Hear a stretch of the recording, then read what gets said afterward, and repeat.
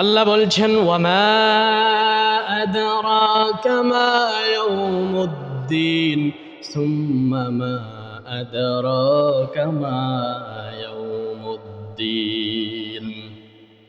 ইয়াউমা লা তামলিকু নাফসুন লিনাফসিন শাইআ ওয়াল আমরু ইয়াউমাইযিল লিল্লাহ।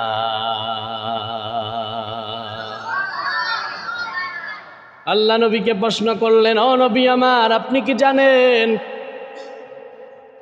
কি জানেন বিচার দিবস কি? একবার আমার আল্লাহ নবীকে বললেন, ও নবী, আপনি কি জানেন বিচার দিবস কি? আল্লাহ তাআলা আবার নবীজিকে বলেন, ও নবী, আমি আবার বলতেছি, আপনি কি জানেন বিচার দিবস কি? ইয়াউমা লা তামলিকু নাফসুন লিনাফসিন শাইআ। ও নবী, আপনি শুনে নেন, বিচার দিবস এমন একটা কঠিন দিন, ওই দিন কোনো মানুষ কোনো মানুষের উপকার করতে পারবে না। ওই দিন একজনের রাজত্ব, একজনের হুকুমত চলবে। গলার আওয়াজ বড় করে বলেন, তিনি কে? দুনিয়ার কোনো নেতা খেতা আর প্রাইম মিনিস্টার যাই বলেন না কেন, ওই দিন কারো হুকুমত চলবে। দুনিয়ার মুসলমান, আল্লাহ তাআলা বলেছেন লিমানিল মুলকুল ইয়াউম। আল্লাহর আদালতে সব কিছু যখন একত্রিত হয়ে যাবে, আমার আল্লাহ তাআলা একটা হুঙ্কার দিবে। কি দিবে? আমার আল্লাহ তাকায়া দেখবে, আরে ডানে কেউ নাই, বামে কেউ নাই, পিছে কেউ নাই, সামনে কেউ নাই, আছেন একজন, তিনি আল্লাহ। ওয়ায়াবকা ওয়াজহু রাব্বিকা যুল জালালি ওয়াল ইকরাম। জোরে বলি আল্লাহু আকবার। রব্বুল আলামিন বলেন, ও দুনিয়ার মানুষ শোনো, ডানে কেউ থাকবে না, বামে কেউ থাকবে না। আল্লাহ তাআলা বলবেন, এই দুনিয়ার পাহাড় তোরা কই? আমার সামনে। এই গাছপালা তরুলতা, আমার সামনে আয়। আজকের রাজত্ব কার? জবাব দিয়া বল। দুনিয়ার নেতাদেরকে আল্লাহ ওই দিন ডাকবে। হাদিসের মধ্যে আসছে, নবীজি বলেন, যারা দায়িত্বশীল ছিল, পাওয়ার ছিল, যাদের একটা কথার ইশারায়, একটা মাথার ইশারায় সব কিছু হয়ে যাইত, ওই দিন আল্লাহ বলবেন, দুনিয়ার সেই সব শক্তিশালী ব্যক্তিরা কই? আজকের রাজত্ব কার? ডানে কেউ নাই, বায়ে কেউ নাই, পিছে কেউ নাই, সামনে কেউ নাই। আল্লাহ তাআলা নিজেই জবাব দিবে, লিল্লাহিল ওয়াহিদিল কাহ্হার। আল্লাহ বলবেন, আজকে দুনিয়ার কোনো মানুষের রাজত্ব না, রাজত্ব একজনের। জোরে আওয়াজ দিয়া বলেন, তিনি কে? আমার ভাইয়েরা, কিয়ামত কি আমরা বিশ্বাস করি? জোরে বলেন। যদি কিয়ামতকে বিশ্বাস করতাম, নামাজ না পড়ে থাকতে পারতাম না। আসলেই যদি কিয়ামতকে বিশ্বাস করতাম, অন্য মানুষের হক নষ্ট করতে পারতাম না। আসলেই যদি কিয়ামত বিশ্বাস করতাম, তাহলে অন্য মানুষের গীবত করে আমার নেকি তার আমলনামায় দিতে পারতাম। আসলেই যদি কিয়ামতকে বিশ্বাস করতাম, আল্লাহর হুকুম মতোই চলতাম। কারণ হিসাব দেওয়ার ভয় অন্তরের ভিতরে থাকতো। কারণ আল্লাহ তাআলা বলেছে, যত নিয়ামত আমি আল্লাহ তোদের দিয়েছি, এই নিয়ামতগুলোর হিসাব আমি আল্লাহর আদালতে দেওয়া লাগবে। ওয়াইন তাউদ্দু নি'মাতাল্লাহি লা তুহসুহা। আল্লাহ বলে, গোলাম রে, এত পরিমাণ নিয়ামত আমি আল্লাহ তোদেরকে দিয়েছি, এইটা যদি গণনা করতে যাও, গুণে শেষ করা সম্ভব। নিয়ামত তো আমি আল্লাহ দিয়েছি, আবার আমি আল্লাহ বললাম, সুম্মা লাতুসআলুন্না ইয়াউমাইযিন আনিন নাঈম। আমি আল্লাহ নিয়ামত দিয়েছি, প্রত্যেকটা নিয়ামতের কড়াই কোনটাই হিসাব আমি আল্লাহর আদালতে কিয়ামতে দেওয়া লাগবে। কবে দেওয়া লাগবে? আমার ভাইয়ের, আপনি যেই গুনাহ করতেছেন শরীরের জন্য, পেটের জন্য, যার জন্যই আপনি করেন না কেন, যেই হাত দিয়া করতেছেন, এই হাত সেদিন আল্লাহর দরবারে জবাব দিবে। আল্লাহ তাআলা সূরা হামিম সেজদার ভিতরে সুন্দর কথা বলেছে। এই যে সুন্দর চামড়া, এই চামড়াটা পর্যন্ত আল্লাহর আদালতে বিচার দিয়া দিবে। কি দিবে? রব্বুল আলামিন বলেন, ওয়ায়াউমা ইউহশারু আ'দাউল্লাহি ইলান নার ফাহুম ইউজাউন। আল্লাহ তাআলা বলেন, তাদেরকে যখন সারিবদ্ধ করে তাদেরকে যখন জাহান্নামের দিকে টেনে নেওয়া হবে, আল্লাহ বলেন, হাত্তা ইযা মা জাউহা, ওই জাহান্নামের কিনারায় যাওয়ার পরে হাতের চামড়া আল্লাহ তাআলা বলে, শাহিদা আলাইহিম সামউহুম, তার কান সাক্ষী দিবে। কি সাক্ষী দেবে? শাহিদা আলা সামইহিম, আল্লাহ বলেন সামউহুম, তার কান সাক্ষী দিবে। ওয়া আবসারুহুম, দুইটা চোখ আল্লাহ দিয়েছে, তার বিরুদ্ধে দুইটা চোখ সাক্ষ্য দেবে। এরপরে আল্লাহ বলেন, ওয়া জুলুদুহুম বিমা কানু ইয়ামালুন, যে তা জানতো না সেই রকম কথাও এই চামড়াগুলা সাক্ষ্য দিয়া দিবে। কত ভয়াবহ দিন! আল্লাহ তাআলা বলেছেন, আল ইয়াউমা নাখতিমু আলা আফওয়াহিহিম, মুখ সাক্ষী দিবে। আমি আল্লাহ মুখের ভিতরে একটা বান্দার কাছে যখন স্বীকৃতি চাইবে, বান্দা অস্বীকার করবে, বলবে, আল্লাহ আমি ওই কাজগুলো করি নাই। ওই কাজগুলো কি? আমি এই গুনাহগুলো করি নাই। আল্লাহ বলেন, আমি ওর মুখের ভিতরে একটা মোহর মেরে দিব। এবার হাত কথা বলতে শুরু করবে। ওয়া আরজুলুহুম বিমা কানু ইয়াকসিবুন, আল্লাহ বলেন ওর পা কথা বলতে শুরু করবে। দুনিয়ায় যা সে ইনকাম করেছে, যা সে উপার্জন করেছে, যে গুনাহগুলো নিজের হাতে কামাই করছে, ওইগুলার বর্ণনা হাত দিয়া দিবে, পাও দিয়া দিবে, চোখ দিয়া দিবে, তারপরে কান দিয়া দিবে, এমনকি গায়ের চামড়াটা পর্যন্ত তার গুনাহের সাক্ষী আল্লাহর দরবারে দিবে। আল্লাহু আকবার বলেন। আমি আপনাদের সামনে ছোট্ট একটা সূরা তেলাওয়াত করেছি। এই সূরার সাথে হয়তো আপনারা পরিচিত আছেন। যেই সূরার নাম সূরাতুল মাউন। সূরার নাম কি?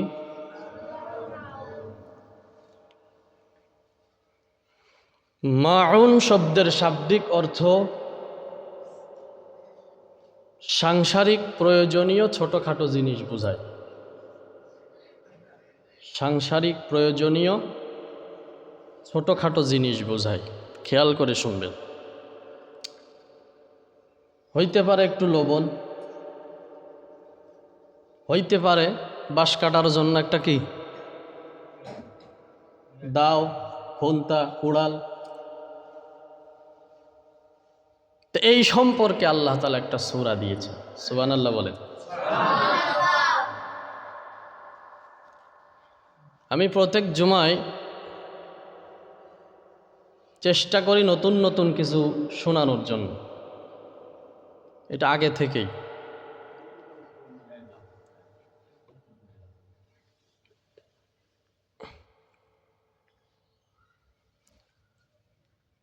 প্রত্যেক জুমায় আমি চেষ্টা করি নতুন নতুন কিছু আপনাদেরকে উপহার দেওয়ার জন্য। কারণ খতিব মানে শুধু ওই এক কথাই বারবার বলা না।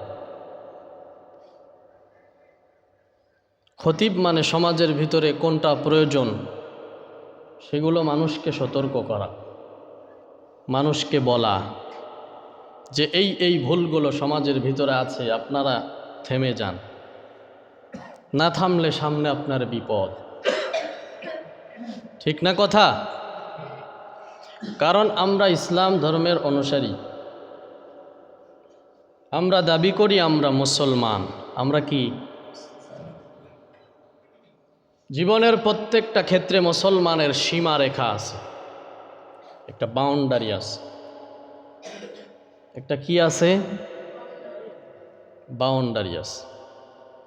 ইসলামের ভিতরে, কোরআনের ভিতরে আপনি এমন কিছু পাবেন না যেটা নেই, এরকম হবে না। প্রত্যেকটা বিষয় কোরআনের ভিতরে আল্লাহ দিয়েছেন কি দেন নাই? ওই জামানায় কি লাগতো, কিয়ামত পর্যন্ত কি লাগবে। কোরআন নাজিল হয়েছে কত বছর আগে? প্রায় ১,৫০০ বছর আগে। কত বছর আগে? ১,৫০০ বছর আগে কি প্রয়োজন ছিল সেগুলো তো আল্লাহ নাজিল করছে। কিয়ামত পর্যন্ত এ জাতির জন্য কি লাগবে সব এই কোরআনে আছে না নাই? এই জন্যই তো ওলামায়ে কেরাম বলেন যে আমি যখন কোরআন পড়ি তো মনে হয় এই মাত্র নাজিল হইতেছে, এমাত্র কি হইতেছে। এটা এমন একটা কালাম, সুবহানাল্লাহ। আল্লাহ বলছেন মা ফাররাতনা ফিল কিতাবি মিন শাই, আমি আমার বান্দা মুহাম্মদের উপরে এমন একটা কিতাব নাজিল করেছি, এমন একটা কিতাব দীর্ঘ ২৩ বছর ধরে নবীজির উপরে আমি অবতীর্ণ করেছি। মা ফাররাতনা ফিল কিতাবি মিন শাই, আমি আল্লাহর এই কিতাবের ভিতরে আমি আর কিছু বাদ দেই নাই, সব আছে। সুবহানাল্লাহ বলেন। কিভাবে দেশ পরিচালনা করবেন, কিভাবে সমাজ পরিচালনা করবেন, কিভাবে রাজনীতি করবেন। যদি বলেন হুজুর রাজনীতি সম্পর্কে কি কোরআনের ভিতরে কোনো আয়াত আছে, তা আমি বলবো অবশ্যই। যদি পৃথিবীর ভিতরে কোনো একটা বইয়ের ভিতরে যদি রাজনীতি থাকে তো ওই বইয়ের থেকে রাজনীতির শ্রেষ্ঠ বই হলো কোরআন। শ্রেষ্ঠ বই কি? আপনি কি হতে চান? আপনি একজন আদর্শবান পিতা হতে চান? আপনি একজন আদর্শবান শ্বশুর হতে চান? আমার নবী ছিলেন আদর্শবান পিতা, আদর্শবান শ্বশুর। নবীজির প্রত্যেকটা জিন্দেগি আল্লাহ বলছেন আমার নবীর ভিতরে আমি উত্তম আদর্শ রাখছি। সুবহানাল্লাহ বলেন। লাকাদ কানা লাকুম ফি রাসূলিল্লাহি উসওয়াতুন হাসানাহ, তোমাদের জন্য রসুলের মধ্যে উসওয়ায়ে হাসানা রাখছি। কি রাখছি? উসওয়াতুন হাসানা, উত্তম চরিত্র। এরকম চরিত্রবান কোনো মানুষ দুনিয়ায় আসেও নাই, কিয়ামত পর্যন্ত আসবেও এরকম চরিত্র। আর এই চরিত্রের সার্টিফিকেট দিয়েছেন আল্লাহ।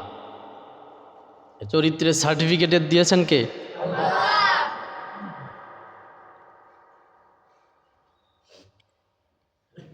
আল্লাহ তাআলা বলেন ওয়া ইন্নাকা লাআলা খুলুকিন আযীম। মুশরিকেরা আপনারে পাগল বলে, মুশরিকেরা আপনারে গণক বলে, আপনাকে শায়ের বলে, বিভিন্ন ধরনের গালিগালাজ আপনাকে করে, আর বলে মুহাম্মদ পাগল হয়ে গেছে। নাউজুবিল্লাহ বলেন। আল্লাহ বলছেন শোনো নবী, টেনশনের দরকার নাই। কাফেররা কি বলল ওই দিকে মনোনিবেশ করার কোনো দরকার নাই।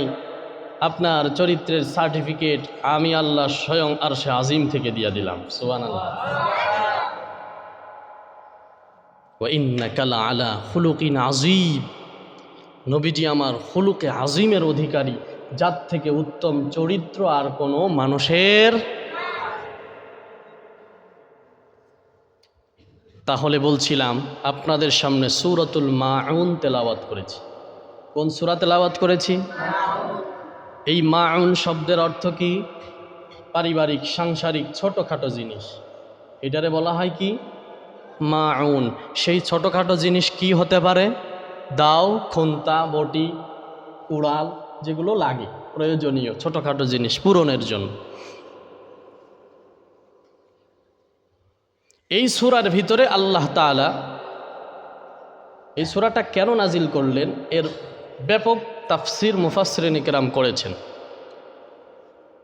কোন তাফসির বলেছেন এই সূরার প্রথম 3টা আয়াত আবু জেহেল সম্পর্কে নাজিল। কার সম্পর্কে নাজিল হয়েছে? আবু জেহেল সম্পর্কে নাজিল হয়েছে। আর পরের 4টি আয়াত আব্দুল্লাহ ইবনে উবাই, মুনাফিকদের সর্দার। মুনাফিকদের কি? এই আব্দুল্লাহ ইবনে উবাই সম্পর্কে নাজিল হয়েছে। মোট আয়াতে কারিমা এই সূরার ভিতরে 7টা। কয়টা? প্রথম 3টা কার সম্পর্কে? আবু জেহেল সম্পর্কে। এই 3টা আয়াতে কারিমার ভিতরে আল্লাহ তাআলা 2টা কাফেরদের বদ চরিত্রের কথা তুলে ধরেছে। কাফেরদের 2টা বদ চরিত্রের কথা আল্লাহ তুলে ধরেছে। পরের 4 আয়াতে, এক আয়াতে আল্লাহ তাআলা ধ্বংসর কথা বলেছে মুসল্লিদের জন্য। কাদের জন্য? মুসল্লির বেশে কিছু মুনাফিকের জন্য আল্লাহ বলছেন এরা ধ্বংস। তারা কারা? তাদের 3টা গুণ আল্লাহ বয়ান করছে। কয়টা গুণ? যারা নামাজ পড়লেও, কথা বলেন না কেন, নামাজ পড়লেও জাহান্নাম, নামাজ পড়লেও কি? এই বিষয়গুলো আমাদের জানার দরকার আছে না নাই? আল্লাহ তাআলা নবীজিকে বলতেছেন,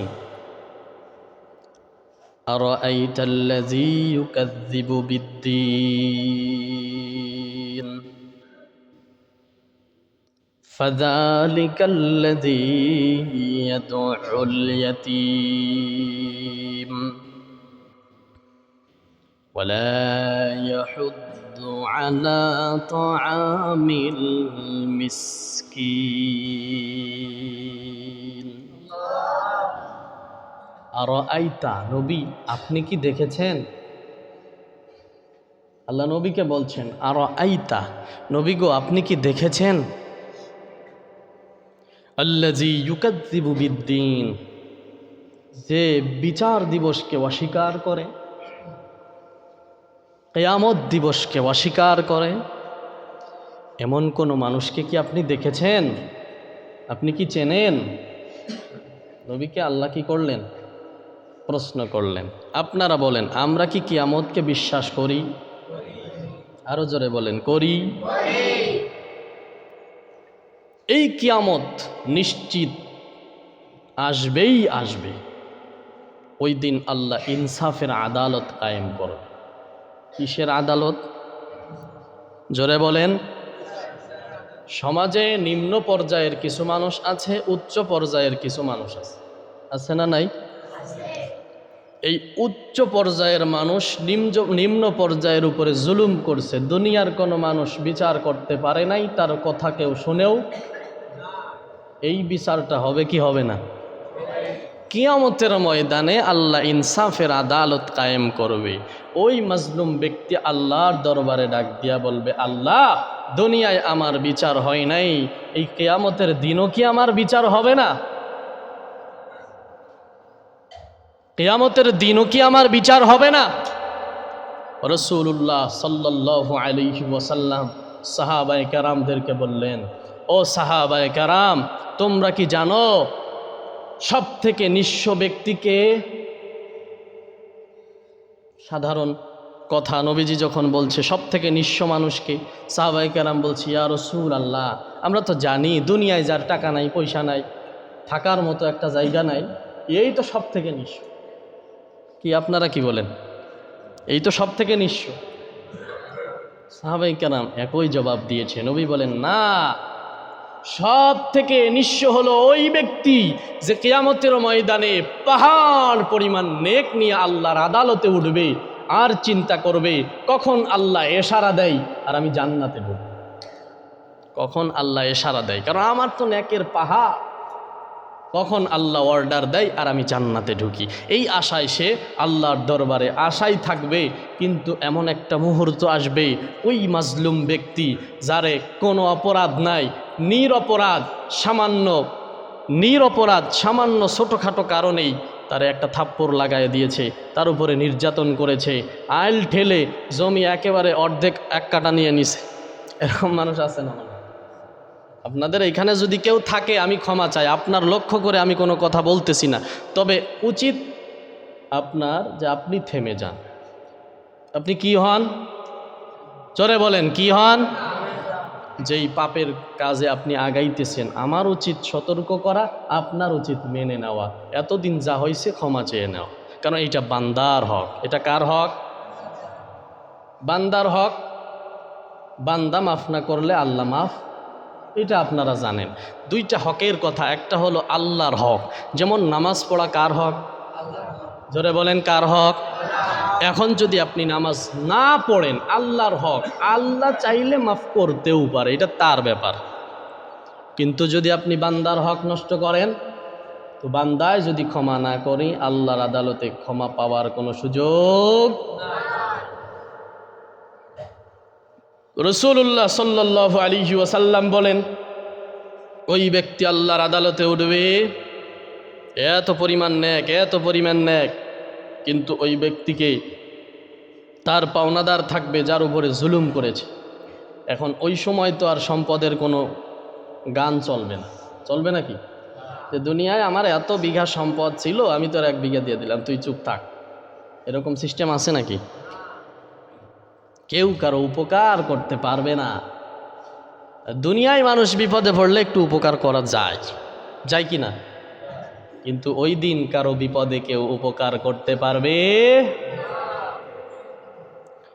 আল্লাহ বলছেন, ওয়ামা আদরাকা মা ইয়াউমুদ্দিন সুম্মা মা আদরাকা মা ইয়াউমুদ্দিন ইয়াউমা লা তামলিকু নাফসুন লিনাফসিন শাইআ ওয়াল আমরু ইয়াউমাইযিল লিল্লাহ।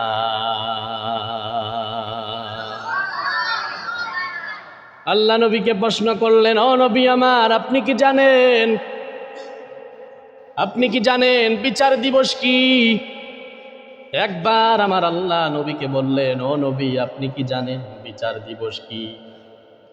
আল্লাহ তাআলা আবার নবীজিকে বলেন, ও নবী, আমি আবার বলতেছি, আপনি কি জানেন বিচার দিবস কি? ইয়াউমা লা তামলিকু নাফসুন লিনাফসিন শাইআ। ও নবী, আপনি শুনে নেন, বিচার দিবস এমন একটা কঠিন দিন, ওই দিন কোনো মানুষ কোনো মানুষের উপকার করতে পারবে না। ওই দিন একজনের রাজত্ব, একজনের হুকুমত চলবে। গলার আওয়াজ বড় করে বলেন, তিনি কে? দুনিয়ার কোনো নেতা খেতা আর প্রাইম মিনিস্টার যাই বলেন না কেন, ওই দিন কারো হুকুমত চলবে। দুনিয়ার মুসলমান, আল্লাহ তাআলা বলেছেন, লিমানিল মুলকুল ইয়াউম। আল্লাহর আদালতে সব কিছু যখন একত্রিত হয়ে যাবে, আমার আল্লাহ তাআলা একটা হুঙ্কার দিবে। কি দিবে? আমার আল্লাহ তাকায়া দেখবে, আরে ডানে কেউ নাই, বামে কেউ নাই, পিছে কেউ নাই, সামনে কেউ নাই, আছেন একজন, তিনি আল্লাহ। ওয়ায়াবকা ওয়াজহু রাব্বিকা যুল জালালি ওয়াল ইকরাম। জোরে বলি আল্লাহু আকবার। রব্বুল আলামিন বলেন, ও দুনিয়ার মানুষ শোনো, ডানে কেউ থাকবে না, বামে কেউ থাকবে না। আল্লাহ তাআলা বলবেন, এই দুনিয়ার পাহাড় তোরা কই? আমার সামনে। এই গাছপালা তরুলতা, আমার সামনে আয়, আজকের রাজত্ব কার? জবাব দিয়া বল। দুনিয়ার নেতাদেরকে আল্লাহ ওই দিন ডাকবে। হাদিসের মধ্যে আসছে, নবীজি বলেন, যারা দায়িত্বশীল ছিল, পাওয়ার ছিল, যাদের একটা কথার ইশারায়, একটা মাথার ইশারায় সব কিছু হয়ে যাইত, ওই দিন আল্লাহ বলবেন, দুনিয়ার সেই সব শক্তিশালী ব্যক্তিরা কই? আজকের রাজত্ব কার? ডানে কেউ নাই, বায়ে কেউ নাই, পিছে কেউ নাই, সামনে কেউ নাই।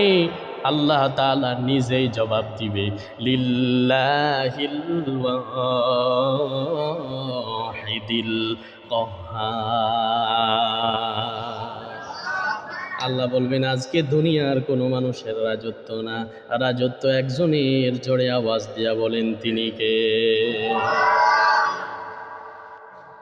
আমার ভাইয়েরা, কিয়ামত কি আমরা বিশ্বাস করি? জোরে বলেন। যদি কিয়ামতকে বিশ্বাস করতাম, নামাজ না পড়ে থাকতে পারতাম না। আসলেই যদি কিয়ামতকে বিশ্বাস করতাম, অন্য মানুষের হক নষ্ট করতে পারতাম না। আসলেই যদি কিয়ামত বিশ্বাস করতাম, তাহলে অন্য মানুষের গীবত করে আমার নেকি তার আমলনামায় দিতে পারতাম। আসলেই যদি কিয়ামতকে বিশ্বাস করতাম, আল্লাহর হুকুম মতোই চলতাম। কারণ হিসাব দেওয়ার ভয় অন্তরের ভিতরে থাকতো। কারণ আল্লাহ তাআলা বলেছে, যত নিয়ামত আমি আল্লাহ তোদের দিয়েছি, এই নিয়ামতগুলোর হিসাব আমি আল্লাহর আদালতে দেওয়া লাগবে। وإن تعدوا نعمة الله لا تحصوها আল্লাহ বলে গোলাম রে এত পরিমাণ নিয়ামত আমি আল্লাহ তোদেরকে দিয়েছি, এইটা যদি গণনা করতে যাও গুণে শেষ করা সম্ভব। নিয়ামত তো আমি আল্লাহ দিয়েছি, আবার আমি আল্লাহ বললাম সুম্মা লাতুসআলুন্না ইয়াওমাইযিন আনিন নাঈম। আমি আল্লাহ নিয়ামত দিয়েছি, প্রত্যেকটা নিয়ামতের কড়াই কোনটাই হিসাব আমি আল্লাহর আদালতে কিয়ামতে দেওয়া লাগবে। কবে দেওয়া লাগবে? আমার ভাইয়েরা, আপনি যেই গুনাহ করতেছেন শরীরের জন্য, পেটের জন্য, যার জন্যই আপনি করেন না কেন, যেই হাত দিয়া করতেছেন এই হাত সেদিন আল্লাহর দরবারে জবাব দিবে। আল্লাহ তাআলা সূরা হামিম সেজদার ভিতরে সুন্দর কথা বলেছে, এই যে সুন্দর চামড়া, এই চামড়াটা পর্যন্ত আল্লাহর আদালতে বিচার দিয়া দিবে। কি দিবে? রব্বুল আলামিন বলেন ওয়ায়াউমা ইউহশারু আ'দাউল্লাহি ইলান নার ফাহুম ইউজাউন। আল্লাহ তাআলা বলেন তাদেরকে যখন সারিবদ্ধ করে তাদেরকে যখন জাহান্নামের দিকে টেনে নেওয়া হবে, আল্লাহ বলেন হাত্তা ইযা মা জাউহা, ওই জাহান্নামের কিনারায় যাওয়ার পরে হাতের চামড়া আল্লাহ তাআলা বলে শাহিদা আলাইহিম সামউহুম, তার কান সাক্ষী দিবে। কি সাক্ষী দেবে? শাহিদা আলা সামইহিম, আল্লাহ বলেন সামউহুম, তার কান সাক্ষী দিবে। ওয়া আবসারুহুম, দুইটা চোখ আল্লাহ দিয়েছে, তার বিরুদ্ধে দুইটা চোখ সাক্ষ্য দেবে। এরপরে আল্লাহ বলেন ওয়া জুলুদুহুম বিমা কানু ইয়ামালুন, যে তা জানতো না সেই রকম কথাও এই চামড়াগুলা সাক্ষ্য দিয়া দিবে। কত ভয়াবহ দিন! আল্লাহ তাআলা বলেছেন আল ইয়াউমা নাখতিমু আলা আফওয়াহিহিম, মুখ সাক্ষী দিবে। আমি আল্লাহ মুখের ভিতরে একটা বান্দার কাছে যখন স্বীকৃতি চাইবে, বান্দা অস্বীকার করবে, বলবে আল্লাহ আমি ওই কাজগুলো করি নাই। ওই কাজগুলো কি? আমি এই গুনাহগুলো করি নাই। আল্লাহ বলেন আমি ওর মুখের ভিতরে একটা মোহর মেরে দিব। এবার হাত কথা বলতে শুরু করবে। ওয়া আরজুলুহুম বিমা কানু ইয়াকসিবুন, আল্লাহ বলেন ওর পা কথা বলতে শুরু করবে। দুনিয়ায় যা সে ইনকাম করেছে, যা সে উপার্জন করেছে, যে গুনাহগুলো নিজের হাতে কামাই করছে, ওইগুলার বর্ণনা হাত দিয়া দিবে, পাও দিয়া দিবে, চোখ দিয়া দিবে, তারপরে কান দিয়া দিবে, এমন কি গায়ের চামড়াটা পর্যন্ত তার গুনাহের সাক্ষী আল্লাহর দরবারে। আল্লাহু আকবার বলেন। যখন দেখবে চামড়াও সাক্ষী দেয়, কানও সাক্ষী দেয়, সব আমার বিরুদ্ধে আল্লাহর আদালতে সাক্ষ্য দেয়, তখন ওই বান্দাটা বলবে, আল্লাহ সুন্দর করে বলেন ওয়া ক্বালু লিজুলুদিহিম লিমা শাহিদতুম আলাইনা, ওই বান্দারা বলবি লিজুলুদিহিম, তাদের এই চামড়াকে বলবে। কিসে বলবে? জুলুদুহুম, তাদের এই চামড়াকে বলবে লিমা শাহিদতুম আলাইনা, আমাদের বিরুদ্ধে কেন সাক্ষ্য দিচ্ছ? আমাদের বিরুদ্ধে আল্লাহর আদালতে কেন সাক্ষ্য দাও? এবার চামড়া কথা বলতে পারে না, কিন্তু আল্লাহ চাইলে পারে কি পারে না? একটা গাছ কথা বলতে পারে না, যদি আল্লাহ চায় গাছের জবান আল্লাহ খুলতে পারেন কি পারেন না? এ বিশ্বাস আছে আপনাদের? ধরে বলেন আছে? এই যে সেই কথা আল্লাহ এখন বলবে। চামড়াকে যখন বলবে এই তুই তো আমার শরীরের চামড়া, তুই আমার বিরুদ্ধে কেন সাক্ষ্য দাও? আল্লাহর আদালতে আমার বিরুদ্ধে কেন তুই সাক্ষ্য দাও? চামড়ার জবানের থেকে বের হয়ে যাবে ক্বালু আনতাকানাল্লাহুল্লাযী আনতাকা কুল্লা শাই ওয়া হুয়া খালাকাকুম আউওয়ালা মাররাতিন ওয়া ইলাইহি তুরজাউন। ওই দিন চামড়া ডাক দিয়া বলবে ক্বালু আনতাকানাল্লাহ, আল্লাহ আমাদের কথা বলার শক্তি দিয়েছে। আল্লাহু আকবার বলেন। আমরা তো কথা বলতে পারি না, শক্তি দিয়েছেন কে? এরপরে আল্লাহ বলেন, ওই চামড়া বলবে আল্লাহ তো আমাদের কথা বলার শক্তি দিয়েছে। আল্লাযী আনতাকা কুল্লা শাই, এমনইভাবে আল্লাহ চাইলে সব জিনিস কথা বলতে পারে কি পারে না? পারে পারে পারে। আপনি যেই স্থানে গুনাহ করবেন, এই জমিন যেখানেই যাবেন সেখানেই আছে না নাই? এই জমিন আল্লাহর আদালতে সাক্ষ্য দিবে। আল্লাহ সূরাতুজ জিলজালের ভিতরে বলেছেন, ইদা জুলজিলাতিল আরদু জিলজালাহা, কিয়ামতের আগে যখন জমিন প্রকম্পিত হয়ে যাবে, কেঁপে উঠবে, নড়ে উঠবে, নিজের আপন কম্পনে জমিনটা কেঁপে উঠবে। ওয়া আখরাজাতিল আরদু আসকালাহা, এই জমিনের ভিতর থেকে সব কিছু বের করে দিবে। আল্লাহু আকবার বলেন। জমিন তার ভিতর থেকে সব কিছু বের করে দিবে। মানুষ দেখবে সামনে স্বর্ণের খনি, মানুষ দেখবে সামনে সোনার খনি, মানুষ দেখবে কয়লার খনি, এত সম্পদ এত সম্পদ। আর এই সম্পদের জন্যই তো দুনিয়ায় আমি আল্লাহকে ভুলেছিলাম, এই সম্পদের জন্যই তো ভাই ভাইয়ের ভিতরে দ্বন্দ্ব ছিল, আর এই সম্পদের জন্যই তো আমি দুনিয়ার মানুষের সাথে খারাপ আচরণ করতাম, মানুষের উপরে জুলুম করতাম, এখন সামনেই পড়ে আছে। আল্লাহু আকবার বলেন। ওই দিন মানুষ বলবে, ওয়াকালাল ইনসানু মা লাহা, আরে জমিনের কি হলো? মানুষ সেদিন বলবে, জমিন কেন এমন করে বাহির থেকে সব কিছু বের করে দেয়? এই জমিন সেদিন ইয়াউমা ইযিন তুহাদ্দিসু আখবারহা, এই জমিন আল্লাহর আদালতে সব কিছু জবাব দিয়া দিবে।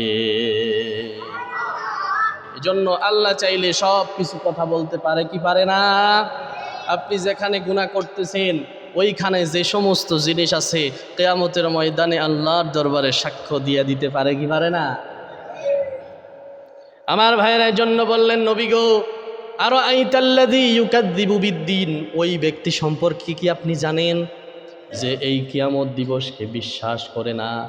এরকম মানুষ সমাজের ভিতরে আছে না নাই? চিন্তা করি, আরে মরার পরে আবার কেমনে জীবিত হব?